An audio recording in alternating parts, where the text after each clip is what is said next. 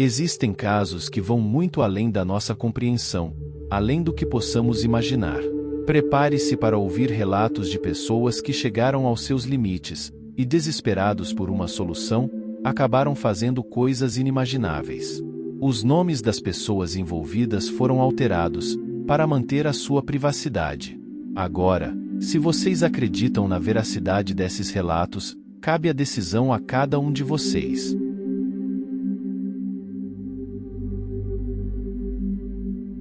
Meu pai passou toda a vida trabalhando como cantor. Nunca foi famoso em nível nacional, mas pelo menos aqui na cidade e nas cidades vizinhas, ele era um artista conhecido, por assim dizer. Obviamente, eu queria seguir os passos do meu pai, mas à medida que cresci e cheguei aos meus 15 anos, ficou muito claro que herdei os genes da minha mãe, ou seja, eu não tinha o menor talento para cantar, não importa o quanto eu tentasse. Decidi, então, me dedicar às artes, experimentando diferentes coisas até descobrir que era bom em dança. Ao longo dos anos, juntei-me a um grupo, ganhamos alguns concursos e fomos contratados para alguns eventos, e assim fui acumulando dinheiro. Após alguns anos, meu pai me presenteou com um terreno que tinha, e com o dinheiro que eu havia juntado, construí um pequeno salão de eventos que seria o meu negócio. Graças ao grupo de dança, conheci muitas pessoas. Meu pai tinha muitos amigos devido à sua carreira como cantor, então clientes não faltaram por um bom tempo. O negócio estava indo bem, o salão não era para eventos muito grandes, no máximo 100 pessoas. Isso acabou sendo uma vantagem, pois, como o preço era muito menor do que o de um salão de eventos convencional, atraía clientes para bingos, festas de final de ano, eventos estudantis e coisas do tipo. Eu tinha pelo menos 10 eventos por mês, não podia reclamar. No entanto, um dia chegou um evento diferente de todos os outros que eu já havia tido antes. Uma pessoa entrou em contato comigo para alugar o salão para a celebração de uma festa de 15 anos. Geralmente, essas festas são grandes, pois não só a família é convidada, mas a família de todos os que colaboram para o evento. Eu expliquei que o salão não era muito grande e convidei o interessado para vê-lo pessoalmente. Ele concordou e veio ao salão, afirmando que queria alugá-lo para o aniversário de 15 anos de sua afilhada. Perguntei se o baile seria muito extravagante, pois, nesse caso, precisaria expandir o espaço central, o que significaria remover pelo menos 4 mesas, reduzindo de 100 para 60 pessoas. O homem disse que não havia problema com isso, já que eles não eram da cidade e não tinham muitos conhecidos. Se pudessem acomodar 60 pessoas, estava tudo bem. Naquele mesmo momento, ele fez o pagamento completo, acertamos a data e assinamos o contrato. Antes de sair, o homem me pediu um favor. Eu não podia negar, já que ele já tinha me dado todo o dinheiro. Ele me deu um número de telefone e pediu para ligar um mês antes da festa para avisar que o salão estava reservado, pois era uma surpresa e ele não havia dito aos compadres que ele pagaria pelo salão. Pareceu-me um gesto simpático, então, um mês antes da data, liguei para o número que ele havia deixado.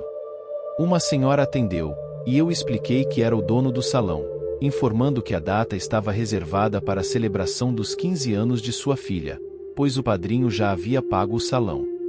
A senhora, com a voz embargada, que naquele momento, eu pensei ser de emoção, agradeceu pela ligação e desligou.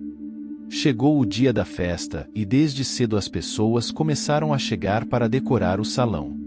Eu tinha uma pequena sala nos fundos do salão e costumava ficar lá durante os eventos para resolver qualquer situação imprevista. Tinha câmeras que me permitiam ver tudo o que acontecia no salão, portanto vi desde o início quando começaram a arrumar, e imediatamente as coisas começaram a parecer um pouco peculiares, para dizer o mínimo. Os panos de mesa tinham costuras cheias de símbolos estranhos, os centros de mesa de metal também tinham formas estranhas, e o bolo parecia tudo, menos um bolo de festa de 15 anos. Tudo estava muito estranho, e tive a impressão de que aquelas pessoas poderiam pertencer a uma religião estranha. Afinal, o senhor que me pagou havia mencionado que a família não era dali. Pensei que talvez esse tipo de ambientação pudesse ser normal de onde a família vinha. No entanto, assim que a festa começou e a debutante chegou com seus cavalheiros de honra, tudo ficou ainda mais estranho. A jovem não estava usando um vestido de debutante. O vestido que ela usava mal cobria o necessário. Além disso, todos os cavalheiros de honra usavam máscaras que pareciam demônios, e cada um segurava uma espada. Depois de toda aquela extravagância, a festa se normalizou um pouco. A música era popular daquela época, a comida era elegante, mais normal, e as pessoas se divertiam como em qualquer festa. No entanto, tudo saiu do controle quando o padrinho chegou à festa. O senhor que havia alugado o salão estava vestido com sobretudo vinho com degradê em preto, carregava uma bengala preta com uma figura dourada na empunhadura. Assim que ele entrou, a debutante caminhou até o centro da sala, seguida por todos os seus cavalheiros de honra mascarados. Eles formaram um círculo ao redor da jovem e do padrinho, unindo suas espadas acima como formando uma cúpula. O senhor beijou a debutante, e assim que percebi o que estava acontecendo, saí do meu escritório para tentar interromper, mas os familiares me detiveram. O pai da debutante se aproximou de mim com lágrimas nos olhos, pedindo que eu não interferisse, que as coisas deveriam ser daquela maneira. Gritei e insultei, questionando que tipo de pai doente permitiria tal coisa durante uma festa. Ele me disse para não me intrometer em coisas que eu não entendia, e ameacei chamar a polícia. Então o senhor, que parecia muito aflito, implorou para que eu não me intrometesse, prometendo que explicaria tudo, mas pedindo que eu permitisse que as coisas ocorressem como deveriam. Eu estava horrorizado com o que estava acontecendo. Ameacei o senhor, informando que as câmeras estavam gravando tudo e que, se no final ele não me desse uma explicação que justificasse aquela atrocidade, todos iriam para a prisão. Não conseguia mais suportar aquilo, então saí do salão. Depois de um tempo, os convidados começaram a sair, visivelmente chorando. Voltei para o salão, mas não havia mais os mascarados nem o padrinho. Os avós da debutante estavam levantando-a do chão, ela parecia estar completamente inconsciente. Rapidamente, aproximei-me do pai e exigi uma explicação. O senhor pediu que a gente fosse até onde estavam as câmeras para conversar. Estando lá, ele me contou que sua filha nasceu com um problema muito sério no coração, e os médicos disseram que ela não tinha chance de sobreviver mais de uma semana. Ele não estava disposto a deixar sua única filha morrer de maneira tão injusta. Assim, deixou sua esposa no hospital e saiu determinado a encontrar uma cura para sua filha. Jurou à esposa que a encontraria, mesmo que custasse sua vida. Encontrou uma maneira de salvá-la e chamou toda a família para se reunir no hospital e conversar com sua esposa e com todos eles. Contou que havia encontrado uma solução. Um sacerdote de crenças particulares assegurou-lhe que poderia fazer com que sua filha vivesse até os 15 anos. No entanto, para isso, ele teria que entregá-la ao sacerdote, jurando que a entregaria quando ela completasse 15 anos. Ele garantiria que ela ficasse saudável e salva até esse dia, sem adoecer e sem sentir dor, não importaria se houvesse um acidente, nada aconteceria a ela até chegar o dia de se entregar. A única condição era mantê-la longe de qualquer homem, pois ela deveria ser apenas dele. O senhor disse que toda a família dele e da esposa ficou em silêncio quando ouviu isso, mas ele assegurou que se não fosse dessa forma a menina morreria em poucos dias. A primeira a falar foi sua esposa, concordando com a proposta. Seus pais e sogros, embora não concordassem, aceitaram que era a única maneira, não podiam ficar de braços cruzados. Assim, cada um deu sua opinião, e a decisão tinha que ser tomada em conjunto, pois todos teriam que ajudar a evitar que ela se aproximasse de qualquer homem, nada de amigos, e muito menos namorados. No final, todos concordaram. O pai se reuniu novamente com o misterioso sacerdote e ofereceu sua filha em troca de mantê-la viva. O suposto padrinho era ele mesmo, e o que aconteceu no final da festa era que ele tinha ido reivindicar o que era seu por direito. Evidentemente, eu não acreditava no senhor, parecia que ele estava inventando tudo para evitar que eu entregasse as gravações às autoridades. No entanto, ele me assegurou que eu poderia comprovar naquele mesmo momento. Apontou para as câmeras e disse: "Reveja as gravações." Eu não entendia por que ele queria que eu fizesse isso, mas o fiz. Levei um grande susto ao reproduzir o que foi gravado. No momento em que a debutante entrou com seus cavalheiros mascarados, nas câmeras, só se via a moça, os mascarados não apareciam em nenhuma das 4 câmeras. E pior ainda, quando aquilo aconteceu com o padrinho, só se via a moça nas câmeras, o padrinho também não aparecia. Fiquei mudo de surpresa. O senhor, muito sério, disse que o padrinho era o demônio e os mascarados, anjos do mal, e que sua filha não foi levada desacordada, ela já estava sem vida. Não me restou outra opção a não ser acreditar no homem. Virei para ele e perguntei por que estava ali dando explicações em vez de estar lamentando a morte de sua filha. O que ele respondeu foi que já tinha chorado a morte de sua filha, quando lhe disseram que ela não viveria mais de uma semana. Os 15 anos que ela viveu, graças a ele, eram um presente. Não havia motivo para ficar triste, pelo contrário, embora, é claro, a morte de sua filha doesse, ele estava agradecido por ter conseguido tê-la viva por 15 anos. Me senti tão mal por aquele homem que me desculpei com ele depois que alguns dos convidados foram embora. Alguns ficaram para organizar tudo, enquanto eu permaneci no escritório tentando assimilar o que acabará de acontecer em meu salão. Passaram-se 2 semanas e fui chamado por uma igreja, pois queriam fazer um jantar para celebrar o 50º aniversário de serviço de um padre. Ele queria ver o salão, então combinamos uma hora e data para mostrá-lo. Quando o dia chegou e estávamos lá, mal abri as portas para que o padre e as pessoas que o acompanhavam entrassem. Um senhor com quase 80 anos virou-se para mim com uma expressão horrorizada e disse que meu salão era um lugar repudiado por Deus. Eu, assim como as pessoas que o acompanhavam, ficamos perplexos com suas palavras. O padre acrescentou: "Você abriu as portas para o coisa ruim." O padre pediu para ir embora, e o que o senhor disse me deixou muito preocupado. Depois daquele dia, ninguém mais me ligou para alugar o salão.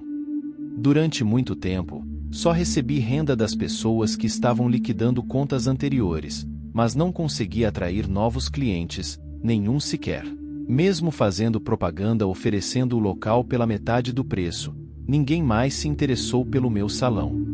No dia seguinte, após a ocupação da última data que já estava agendada quando não tinha mais nenhum evento pendente no salão, ocorreu um incêndio e ele foi totalmente destruído. Acredito que meu salão ficou amaldiçoado após aquela maldita festa de 15 anos.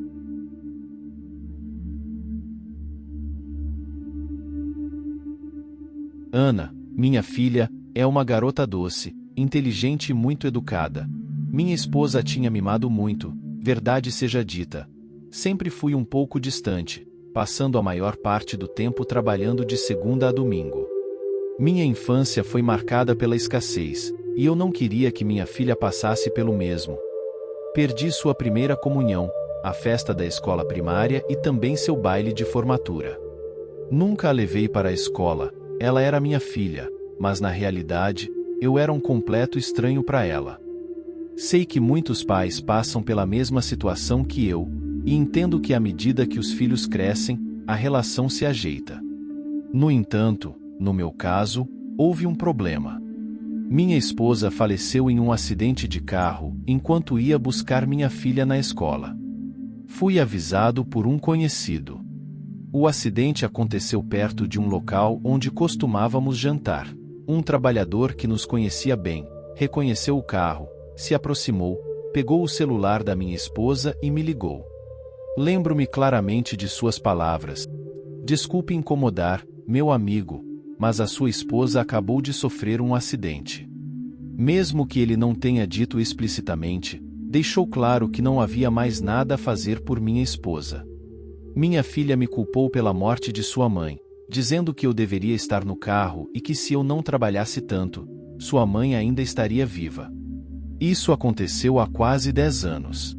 Após isso, renunciei ao meu emprego e arrumei outro que me permitisse ser pai e mãe ao mesmo tempo. 2 das minhas irmãs se ofereceram para ajudar a cuidar da minha filha, mas decidi assumir a responsabilidade. Houve uma mudança brusca em minha vida.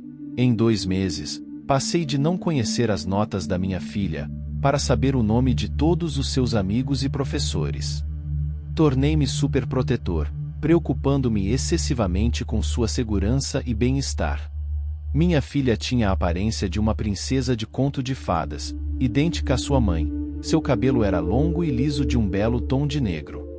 No entanto, desde a morte de sua mãe, seu rosto não mostrava mais sorrisos. Seus olhos antes cheios de vida agora pareciam apagados e sem luz. Minha filha não estava feliz. Acredito que minha superproteção a sufocava. Sua mãe era sua amiga, tinham assuntos em comum e faziam atividades juntas. Eu era apenas um homem malabarista tentando ser um bom pai. Agora posso entender, mas na época eu não era capaz de enxergar. O que eu fazia era controlar cada uma de suas atividades, não a deixava sair com os amigos, embora permitisse que eles viessem até nossa casa. O que eu não percebia naquele momento era que, na realidade, estava tirando sua liberdade. Eu tentava aliviar o ambiente tenso de várias formas. Tentei iniciar conversas sobre música ou filmes, mas nada funcionou. Continuava imersa em sua tristeza. Errei demais ao superprotegê-la. Deveria ter dado mais espaço. No entanto, desesperado por estabelecer pelo menos uma mínima conexão com minha filha, acabei entrando em seu quarto para ler o seu diário, que eu sabia que sua mãe havia dado a ela. Não foi difícil encontrá-lo, mas o que eu não esperava era que o diário tivesse um pequeno cadeado. Comecei a tentar forçá-lo. O problema foi que nesse dia minha filha saiu e voltou cedo, e não me ligou para avisar, apenas foi para casa sozinha. Eu estava tão concentrado em abrir aquele cadeado que não ouvi nada até que minha filha entrou no quarto e me encontrou com seu diário em mãos. Sua reação foi de raiva, pois considerava o diário um tesouro, um presente especial de sua mãe, e sua única forma de desabafar. Naquela tarde minha filha decidiu que era hora de me dar uma lição. No dia seguinte, de manhã, ela veio ao meu quarto para me dizer que iria para a escola sozinha, e jogou o diário na minha cara. Eu pensei que era realmente o diário dela, mas não era. Ela havia comprado online um diário idêntico ao dela e começou a escrever todo tipo de falsidades e obscenidades, com a clara intenção de me fazer ficar bravo.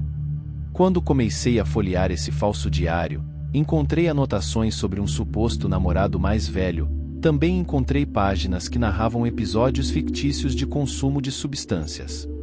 Havia páginas inteiras detalhando supostas festas que ocorriam nas madrugadas enquanto eu dormia. No entanto, isso não era o pior. Minha filha decidiu adicionar nas últimas páginas que estava adorando o diabo. Desde a morte de sua mãe, havia detalhes sobre rituais que pareciam bastante convincentes, e ela decorou essas páginas do diário com pentagramas e cruzes invertidas. Até colocou algumas frases estranhas que, ao pesquisar na internet, descobri serem frases diabólicas em latim.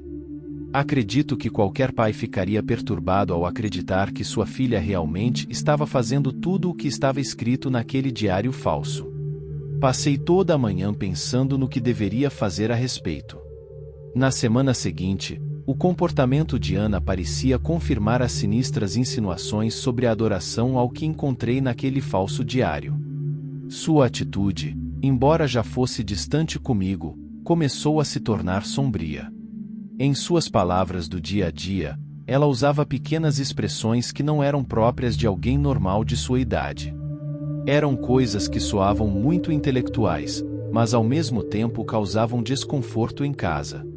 Ela começou a se vestir de preto, usando roupas com simbologia relacionada ao ocultismo e satanismo.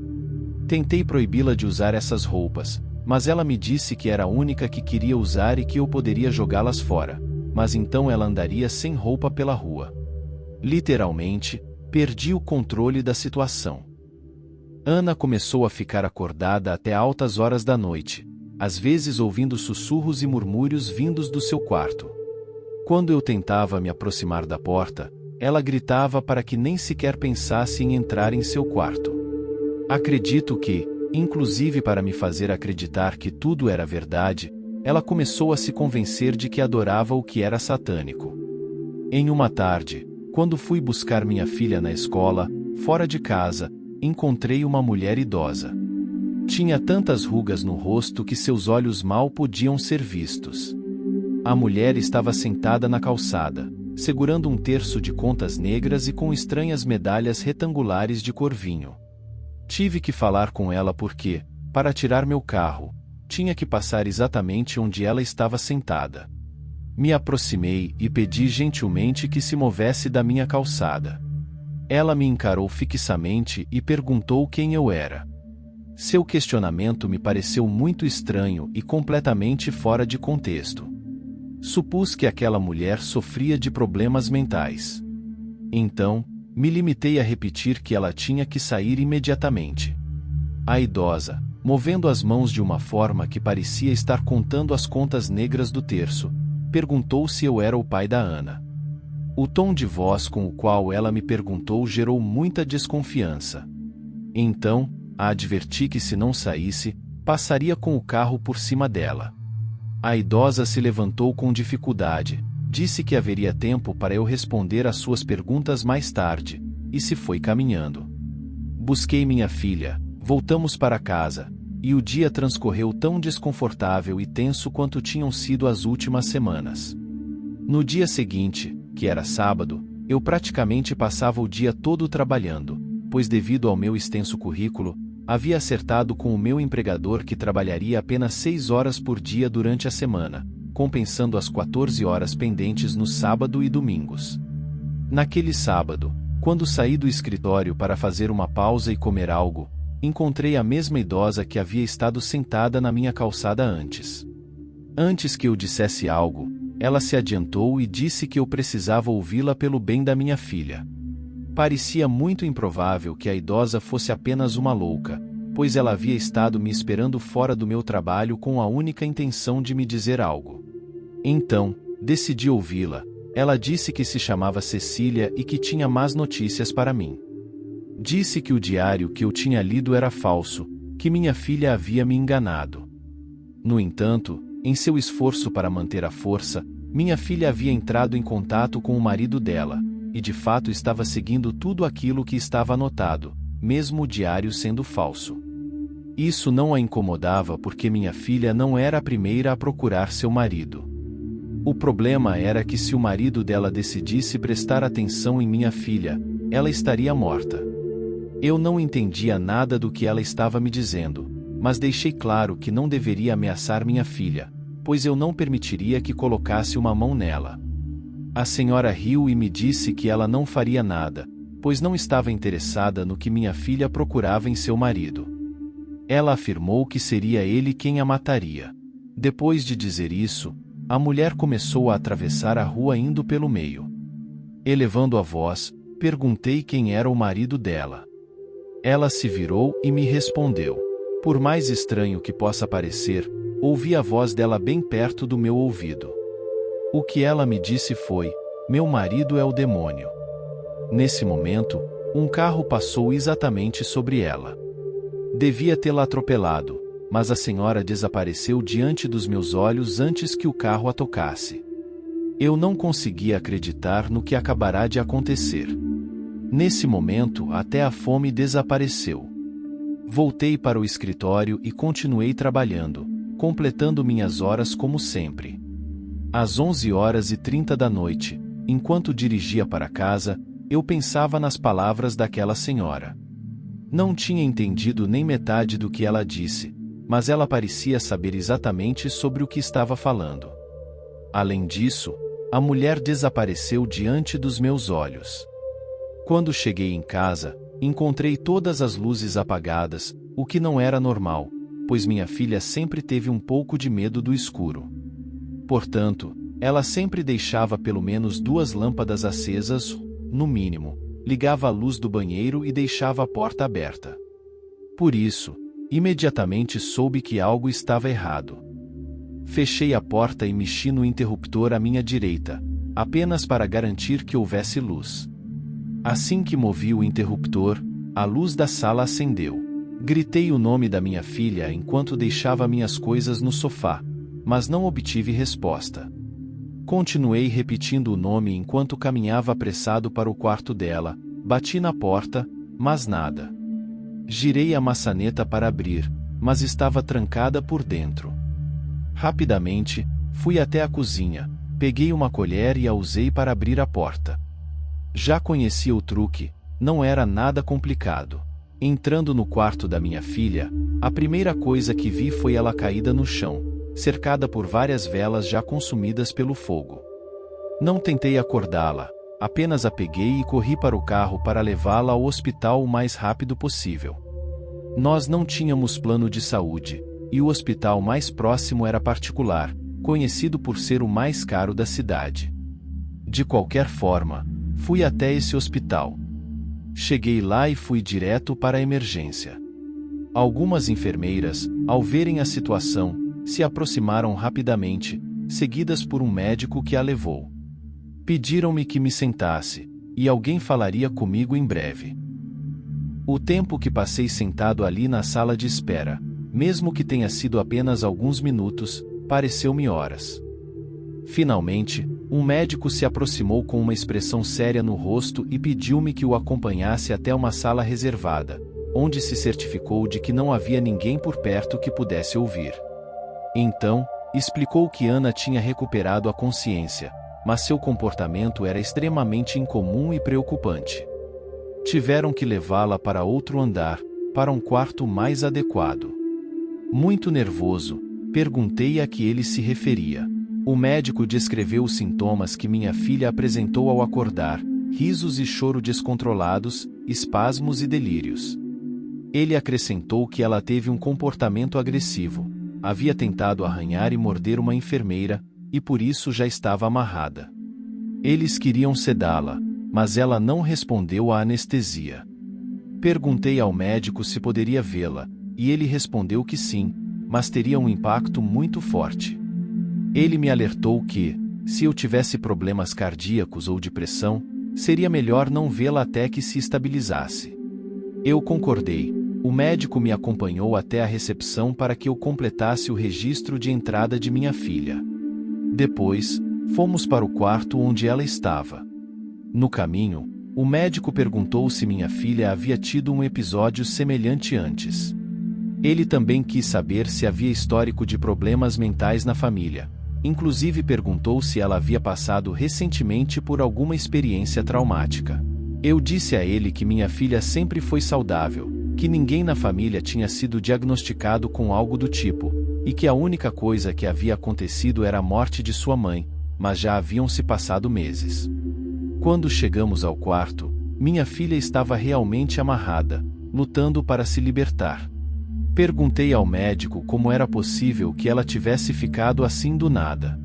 Ele respondeu com termos médicos, mas pelo que entendi, disse que era provável que ela tivesse sofrido um golpe muito forte na cabeça, o que, no pior dos casos, poderia causar uma lesão cerebral, levando a mudanças de personalidade e comportamento hostil. Foi como um balde de água fria. Minha filha corria o risco de ficar assim para sempre, e eu nem entendia por quê. Tentei me aproximar dela para conversar, mas ela estava fora de si, parecia não me reconhecer. Então, preferi sair do quarto e voltei para a cafeteria. Precisava de um café. Com o café em mãos, fui ver o que tinham para comer, de preferência algo leve, apenas para comer rapidamente e passar a noite com minha filha. Mal havia me sentado quando uma misteriosa senhora se sentou ao meu lado. Rapidamente, ela olhou para todos os lados, mas me disse que ninguém podia vê-la além de mim. Comentou que não havia mais nada a ser feito por minha filha, que ela havia capturado a atenção de seu esposo e agora não tinha salvação. Ela recomendou que eu subisse com minha filha e ficasse lá, pois ela morreria a qualquer momento. Nem respondi, apenas deixei o prato e o café e corri para o quarto onde minha filha estava. Ao virar o corredor, pude ver várias pessoas dentro do quarto. Não conseguia dizer se eram médicos ou enfermeiros, mas estavam fazendo algo. Quando cheguei, tentaram impedir que eu entrasse, mas os empurrei. Minha filha estava convulsionando violentamente, sangrando pelos olhos e ouvidos, mas a expressão em seu rosto mostrava um sorriso inquietante. Em seguida, ela começou a gritar palavras que eu nunca tinha ouvido antes. Não faço ideia do que ela estava dizendo enquanto gritava, e pude ver sangue escorrendo de seus dentes. Todos os presentes manuseavam aparelhos, proferiam palavras e apontavam para todos os lados. Alguns traziam seringas. Eu apenas observava, vendo minha filha morrendo. Então, afastei todos e me aproximei de Ana, segurando-lhe a mão. Nesse momento, ela olhou para mim e disse: "Papai." Logo em seguida, seu corpo relaxou, ela havia partido. Enterrei-a ao lado de sua mãe. Por uma semana, permaneci dormindo no carro estacionado do lado de fora do cemitério. Não tinha coragem de voltar para casa, mas eventualmente tive que fazê-lo. Ao estacionar o carro na calçada onde havia encontrado a senhora pela primeira vez, lembrei-me do que ela havia me dito. Fui até o quarto da minha filha e encontrei seu diário verdadeiro. Li desde a primeira página. A senhora tinha falado a verdade. Então, pensei que se a senhora tinha falado a verdade sobre isso, significava que ela havia falado a verdade sobre tudo. Abri o falso diário e fui para as páginas em que Ana havia anotado diferentes rituais. Lá encontrei um desenho mostrando um círculo feito de velas e uma mulher desmaiada no centro, exatamente como a cena que eu tinha testemunhado. As velas ainda estavam lá desde que levei minha filha ao hospital. Comecei a ler as anotações que ela fez sobre esse ritual. Dizia que a finalidade era chamar a atenção do demônio, com a única intenção de lhe fazer um pedido. Se ele não estivesse interessado, nada aconteceria, mas se ele aceitasse, qualquer desejo seria realizado em troca de tomar a alma do solicitante. Fui até a última página do diário. A data era recente, e lá havia apenas uma frase: "Acho que posso falar com mamãe." Desviei o olhar do texto escrito e percebi que dentro do círculo de velas consumidas estava o celular da minha filha, que eu não tinha visto. Peguei-o, mas já estava descarregado. Logo procurei um carregador, e depois de um tempo, ele ligou. Ao revisar a última mensagem de texto que ela recebeu, era do número de celular que costumava ser de sua mãe. O texto dizia: "Por que você fez isso, minha filha?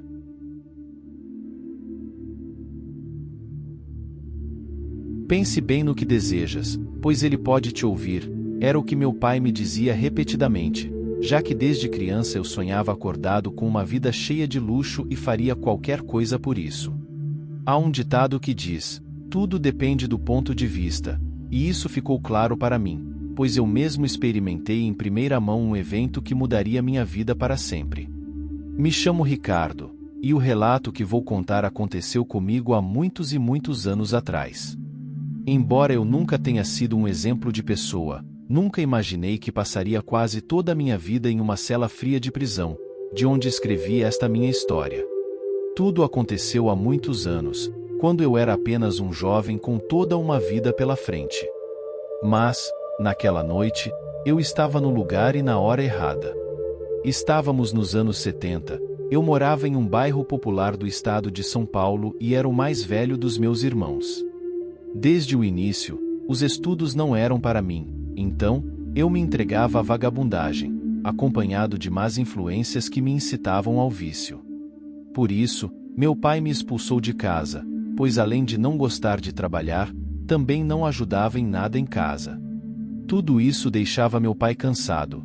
Ele sempre reclamava com minha mãe sobre minha preguiça, e eu sempre abusava do amor que minha mãe me dava. Pois às escondidas, ela me dava comida ou dinheiro, que eu, é claro, gastava geralmente em vícios. Minha mãe dizia que queria que eu voltasse para casa, mas que eu precisava mudar antes que fosse tarde demais. Em poucas palavras, minha vida era um caos, e eu mesmo não percebia, mas logo todas essas más decisões me cobrariam um preço muito alto. Em uma certa noite, meus amigos e eu bebíamos em um bar de má reputação. Com o passar das horas, a última garrafa acabou e não tínhamos mais dinheiro. O dono do lugar já estava irritado, e tentamos pedir fiado como em outras ocasiões, mas já devíamos muito a ele. O homem, ao ver que não tínhamos dinheiro, nos disse muito irritado: "Estou cansado de vocês, saiam daqui e não voltem até terem todo o meu dinheiro." Um tanto irritados e frustrados, não tivemos escolha a não ser sair do local, mas o álcool muitas vezes é um péssimo conselheiro, e nos faz cometer estupidez. Então, de repente, um de meus amigos ocorreu a estúpida ideia de assaltar um homem que encontramos no caminho e que parecia estar bêbado. O estranho era como ele estava vestido, pois não parecia ser dali. Vestia-se de forma muito elegante, mas, sem dúvida, o que mais chamava a atenção era o relógio e as joias que ele carregava. Desde o início, o vimos como uma presa fácil, então o seguimos até um lugar isolado e depois o cercamos. Aquele homem não parecia se importar nem um pouco, pois quando um de meus amigos sacou uma faca para ameaçá-lo, aquele estranho homem apenas sorriu de forma perversa. Desconcertados, tentamos dominá-lo todos juntos, mas foi inútil. Posso garantir que, apesar de estar muito bêbado, meus olhos não me enganaram quando descobri que aquele sujeito não era normal, pois olhando atentamente, vi que, em vez de pés, ele tinha patas semelhantes às de uma cabra. Seu rosto era sinistro, e seus olhos cheios de maldade se fixaram em mim, me paralisando completamente. Meus colegas fugiram em alta velocidade, me deixando à deriva. Naquele momento, toda a minha vida passou diante de mim em um segundo, e posso garantir que o medo que senti era tão grande que pensei que morreria ali. Mas algo muito estranho aconteceu. Aquele homem se dirigiu a mim, me chamando pelo nome como se me conhecesse. Eu não sabia o que fazer, mas havia algo que me fazia render minha vontade a ele. Com muita dificuldade, respondi, e o homem disse: "Não tenha medo, Ricardo, eu só quero ser seu amigo", enquanto soltava uma risada irônica. Eu apenas escutava, pois não compreendia o que estava acontecendo. Foi então que, zombando, ele disse: "Vejo que seus amigos o deixaram sozinho. Você é apenas um pobre desgraçado que não vale nada. Mas eu, meu querido amigo, vim lhe dar um presente." Interrompi para perguntar a que ele se referia, mas ele continuou: "Não seja tolo. Eu sei da grande ambição que você tem, e sei que estaria disposto a fazer qualquer coisa para conseguir o que deseja. Você sabe quem sou, você sabe quem está por trás de tantas pessoas que se tornam famosas da noite para o dia, homens medíocres que se tornam bem-sucedidos do nada." Ele continuou: "A resposta está aqui na sua frente. Então, não seja bobo e aceite o que estou oferecendo." Devo confessar com vergonha que, apesar do terror que sentia, tudo o que aquele homem misterioso e sinistro me dizia era verdade. Pois, no fundo, sempre fui muito ambicioso, não me importando com nada nem ninguém. Enquanto pensava, ele mencionou: "A decisão é sua. Eu te ofereço um pouco de felicidade em sua vida miserável, depende de você aceitar ou não."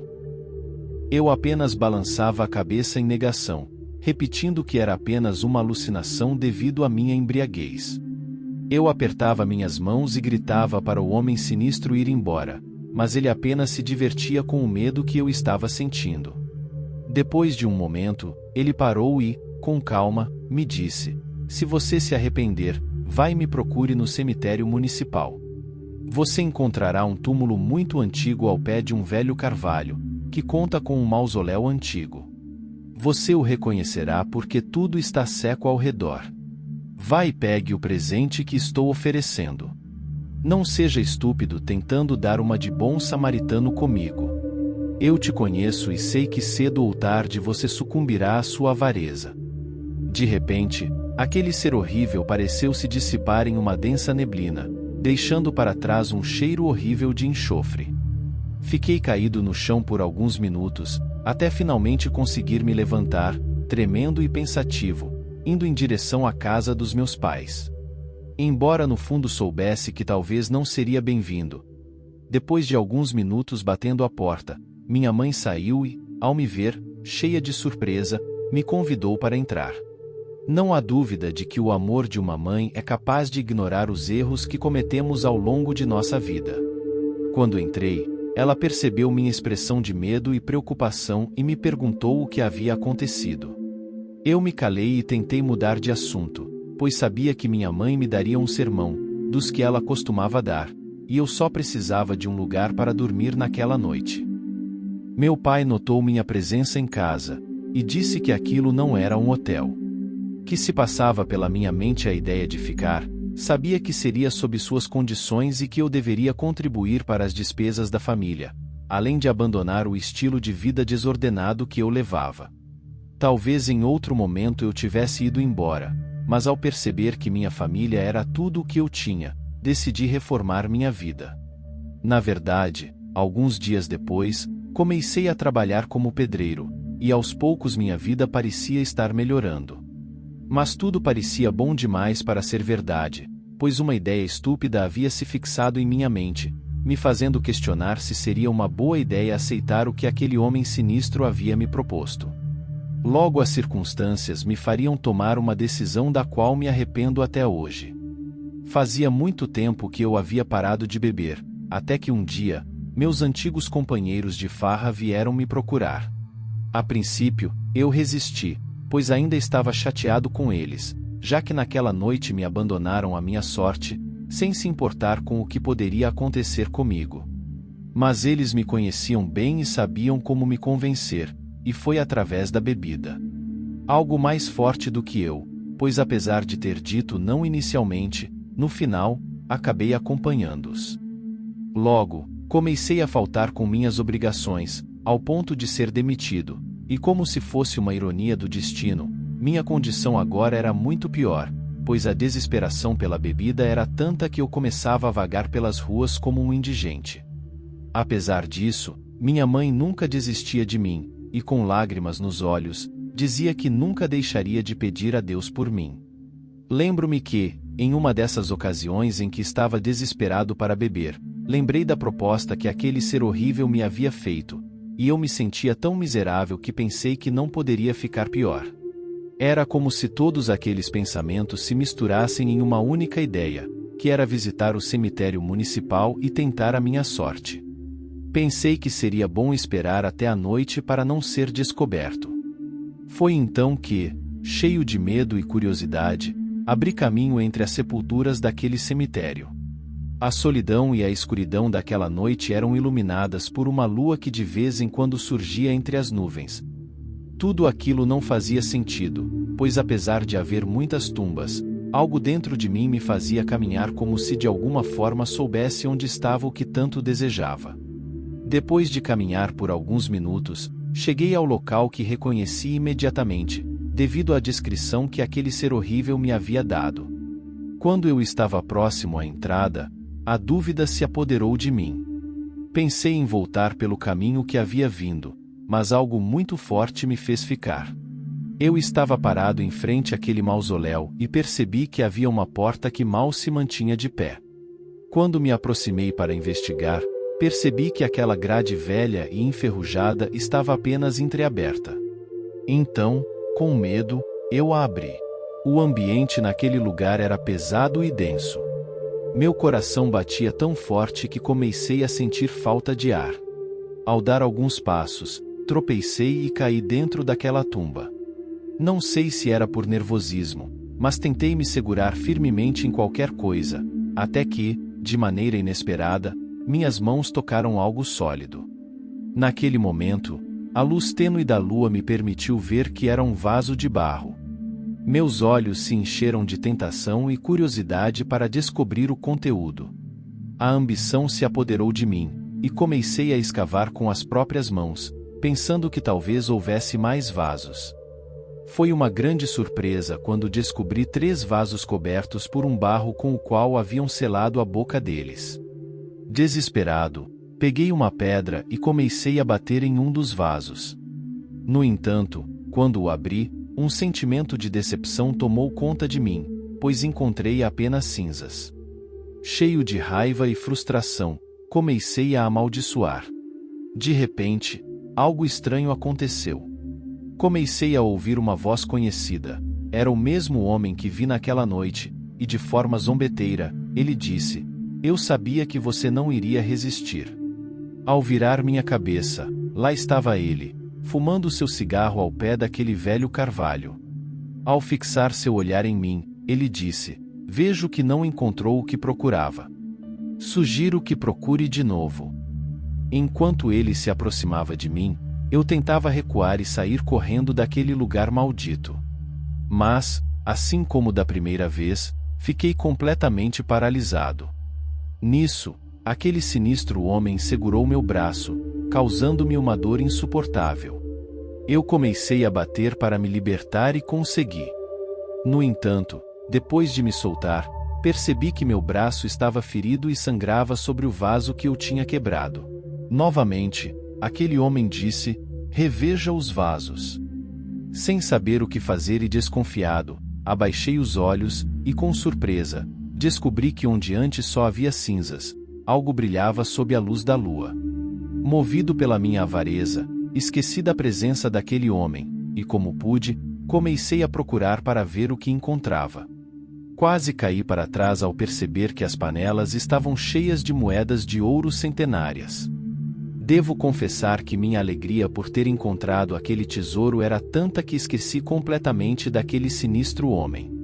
Minha vida havia mudado completamente, e embora eu pudesse dizer que tudo parecia bom demais para ser verdade, algo dentro de mim dizia que todo aquele tesouro teria um custo, que em seu devido tempo, eu teria que pagar. A verdade é que minha avareza era mais forte do que a voz da minha consciência. Muitas pessoas dizem que quem nunca teve e chega a ter fica louco para continuar tendo. Isso estava acontecendo comigo, pois ao ter tanto dinheiro, decidi comprar uma propriedade rapidamente, e minha vida mudou de necessidades para luxo e excessos. Embora tivesse a possibilidade de ajudar a minha família, aconteceu exatamente o oposto. Pois, apesar da pobreza em que eles viviam, sempre que podia, como forma de zombar, eu lhes mostrava tudo o que tinha, inclusive para minha pobre mãe, que sempre me ajudou quando eu estava em situação de rua. Certa vez, ela ficou doente, mas eu lhe disse que não tinha um centavo para o médico, pois havia me tornado um homem ainda mais avarento e egoísta. Um dia, minha mãe me visitou com um olhar muito triste e me disse: "Espero que no futuro você repense e encontre o caminho certo." Zombando dela, eu respondi: "Você não percebe, mãe? Eu tenho tudo o que um dia sonhei. O resto não me importa." Lembro-me muito bem das noites intermináveis com meus amigos, festas e mulheres lindas à vontade. Logo, essa vida cheia de excessos começou a me cobrar um preço. Eu comecei a ter pesadelos ao ponto de passar dias inteiros sem dormir, pois eram sonhos lúcidos em que eu fazia coisas horríveis, e quase sempre terminavam com pessoas perdendo suas vidas. Parecia que eu estava enlouquecendo, minhas crises nervosas se intensificaram, e chegou o dia em que fiquei sozinho. Assim, vários dias se passaram, nos quais, devido à bebida e à falta de sono, comecei a ter lapsos mentais. Eu acordava sem saber o que havia feito, mas havia algo dentro de mim que me acusava. Era como se minha consciência estivesse martelando por dentro. Logo, eu descobriria o que realmente estava acontecendo. Um dia, por acaso, eu estava lendo o jornal e uma notícia me chamou muito a atenção. Eram vários casos de crimes violentos que haviam ocorrido nos últimos meses, nos quais as vítimas eram deixadas completamente irreconhecíveis. Ao olhar uma das fotografias, algo dentro de mim me alertou, pois a descrição dos crimes coincidia com muitos dos pesadelos que eu constantemente tinha. Tentei me acalmar, e os dias passaram até que, numa noite, aquele homem voltou a aparecer na minha vida. Desta vez, eu o enfrentei sem hesitar e perguntei o que ele queria de mim. O homem respondeu: "Eu vim cobrar o que você me deve." Eu disse que ele estava louco, que não lhe devia nada, e que era melhor que saísse da minha casa. Ele sorriu, e com uma voz grave, disse: "Meu caro amigo, vejo que você não é mais o mesmo de quando nos conhecemos. Você entregou sua vida a mim naquele dia em que sua avareza o levou a buscar o que eu lhe prometi. Então, Você está em minhas mãos, e é melhor que você tenha isso muito claro, porque no momento em que eu decidir, posso acabar com você. Não é coincidência, todos esses crimes e os pesadelos que você tinha eram reais. Agora, eu preciso de uma verdadeira mostra de devoção. Aquele ser apenas me olhava imóvel. É muito fácil. Eu preciso que você me entregue aquilo que mais ama no mundo, completou. Meu coração batia forte naquele momento, e ao mesmo tempo eu disse: você pode levar tudo o que me deu. Mas aquele homem, com uma voz firme, me repreendeu. Esse é o problema com os homens, eles pensam que um acordo pode ser quebrado tão facilmente. Apenas lembro que ninguém o obrigou a aceitar o que eu lhe ofereci, e é melhor você me dar o que eu pedi, ou as coisas vão piorar para você. Depois de dizer essas palavras, aquele homem desapareceu, deixando minha alma em um fio. Eu estava desesperado e sem saber o que fazer. Admito que fiz algo que não fazia há muito tempo. Ajoelhei-me e implorei misericórdia a Deus. Lembro-me de que minhas palavras foram: eu sei que não mereço seu perdão, e aceito as consequências dos meus atos. Mas se puder me ouvir, peço que me ajude a acabar com tudo isso. Não quero mais machucar ninguém. Prefiro partir desse mundo, porque sei que minha vida não vale mais nada. Estava tão cansado e frustrado que acabei adormecendo profundamente. Naquela noite, tive pesadelos novamente, mas ao contrário dos anteriores, eu podia ver aquele homem prestes a acabar com a vida da minha mãe. Eu corria para evitar, mas sempre falhava, e isso acontecia uma e outra vez, até que finalmente acordei. Eu estava suando e sabia que algo estava errado. Uma intuição me fez ir até a casa dos meus pais. Eu batia na porta, cheio de medo, implorando a Deus que minha família estivesse bem. De repente, a porta se abriu. Era meu pai, que me olhava com ódio. O que diabos você está fazendo aqui? Não basta o mal que você já nos fez? É melhor você sair, antes que eu me esqueça de que você é meu filho. Naquele momento, não me restou alternativa a não ser voltar para casa. Desesperado, comecei a juntar as moedas que me restavam, tentando devolvê-las ao seu lugar, mas todos os meus esforços eram inúteis, pois as moedas sempre voltavam para casa. Gostaria que minha história tivesse um final feliz, mas infelizmente tive que pagar minha avareza, perdendo tudo: a alma, o dinheiro e as pessoas que me amavam. Num dos meus episódios, em que eu não sabia o que estava fazendo, cometi o pecado mais abominável que um ser humano pode cometer. Meus pesadelos se tornaram realidade, e numa noite acabei com a vida da minha própria mãe. Diferente das vezes anteriores, desta vez fui pego no ato. Desde aquele dia se passaram muitos anos, e já cumpri minha pena na lei dos homens, passando mais de 30 anos de minha vida numa cela suja e fria. Para mim, é tarde demais. Não tenho mais esperança. Agora, resta pagar minha pena na lei de Deus, queimando no inferno por toda a eternidade. Podem me julgar, eu mereço, mas apesar de tudo, espero que minha história sirva de lição para aqueles que ousam fazer qualquer tipo de negócio com o ser das trevas.